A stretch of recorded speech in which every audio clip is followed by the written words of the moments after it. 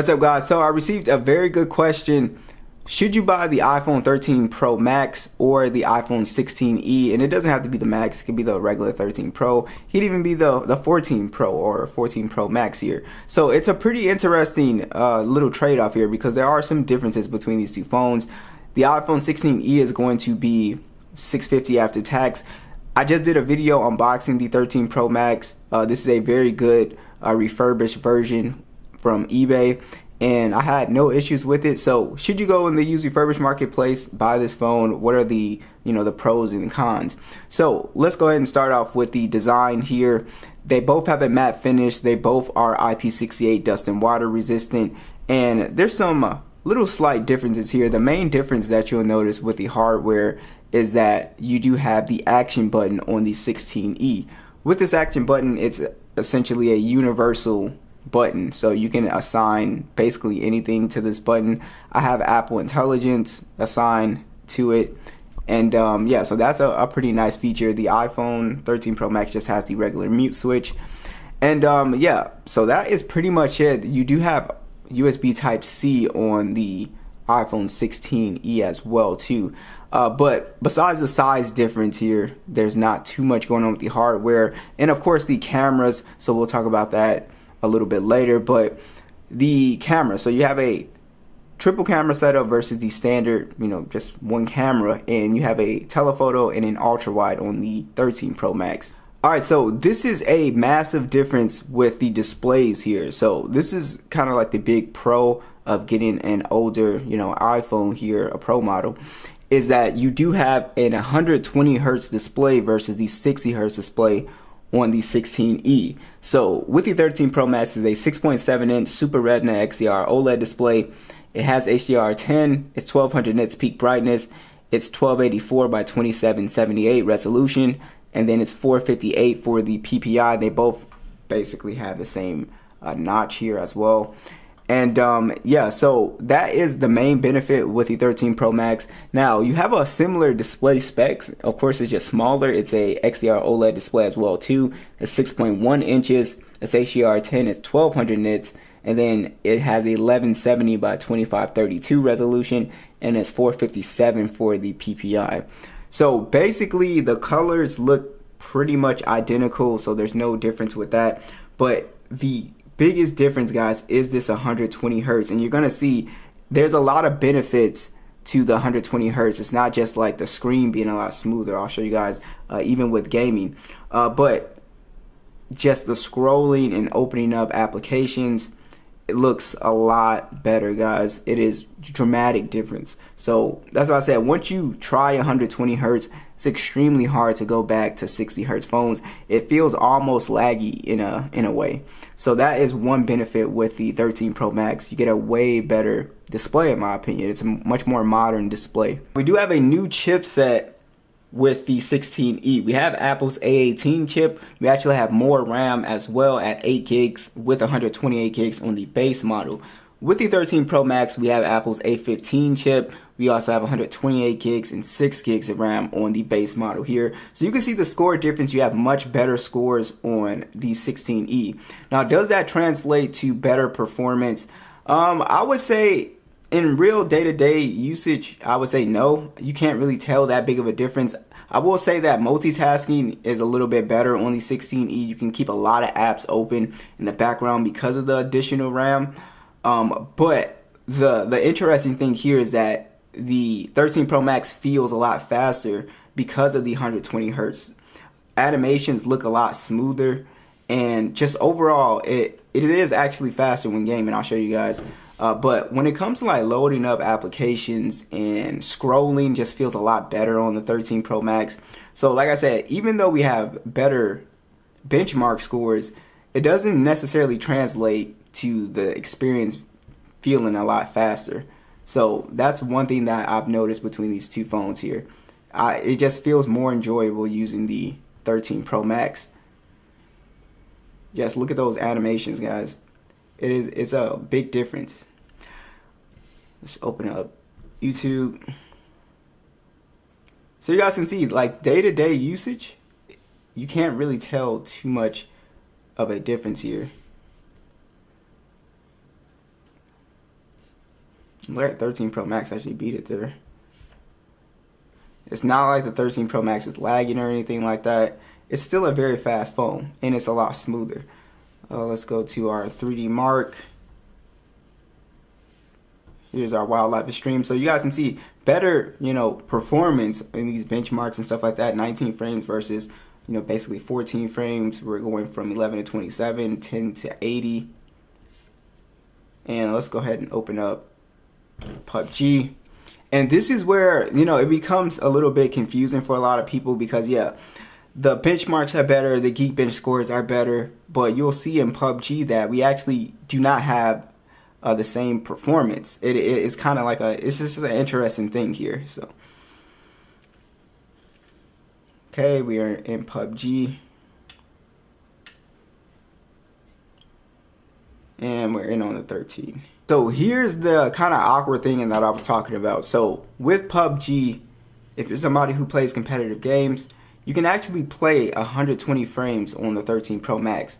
And it is a massive difference, especially if you're somebody who plays a lot of shooting games. You know how important the FPS is. The performance, because Apple refuses to put 90 hertz or 120 hertz on these phones, you're actually still stuck at playing at 60 frames on the 16E, and it feels a lot like slower. It just legit feels slower. And if you're a gamer, you're going with the 13 Pro Max just based off you get better FPS. So that's why I said it's an interesting thing, and it's not to say that the 16E is bad performer when it comes to gaming. Games like Genshin, probably games that, running games for a longer period of time like Genshin is probably going to be better on the 16E. I'm not a heavy gamer, but it's just something I noticed. You actually get worse performance on a 16E when it comes to FPS. All right, guys, let's check out these speakers. Max volume.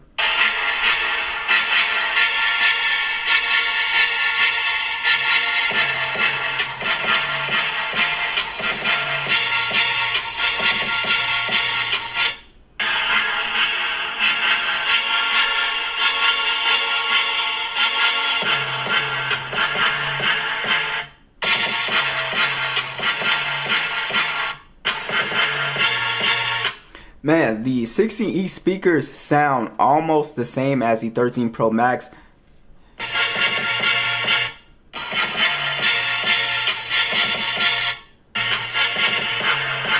I actually think it's a little bit louder with the bass. Actually, it actually sounds a little bit louder. The speakers are actually extremely impressive on the 16E. It's very close though. You wouldn't really be able to notice it unless you put them side by side, but the speakers are very good on the 16E. I'm actually really impressed. There is another thing here that you may or may not care about. It really depends on you as a person, but it's the Apple Intelligence. So you have things like create emojis, and basically it's like having a built-in ChatGPT. You have the updated assistant on here, and like I was showing you guys with the Apple Intelligence like camera lens thing. And these are cool features, and I'm sure it'll improve over time, but I've never really used the Apple Intelligence stuff in real life, and you might not use it either. So I don't think it's not like a big thing in this comparison unless you are really like interested in the AI stuff. But if the AI stuff is not really useful, then I think that plays a big part in which phone you should actually go with here. So this is the, pretty interesting thing here. So we have a 12 megapixel standard on the 13 Pro Max. We have a 12 megapixel ultra wide and also a 12 megapixel telephoto. We can do up to 15 times zoom. It can shoot in 8K 24 and 60, and we have a 12 megapixel selfie that shoots in 4K 60. Now with the 16E, we have a 48 megapixel standard, so we have a high resolution main sensor, and then we also have 4K 24 and 60 video, along with a 12 megapixel selfie that also shoots in 4K 60. This one goes up to 10 times zoom. So check out the side-by-side stills video. Let me know what you guys think.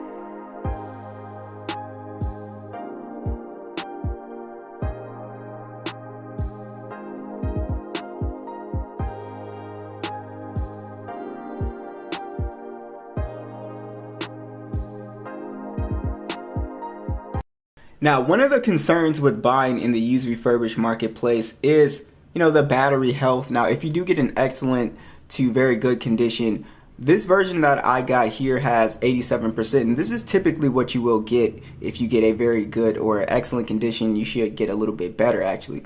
But you get really good battery life on the 13 Pro Max. I have not had an issue with screen on time, and if you guys charge this phone to 80% and this phone, if you decide to get it, it will extend the battery health a lot. A lot of people, don't know that, but it'll extend it a lot.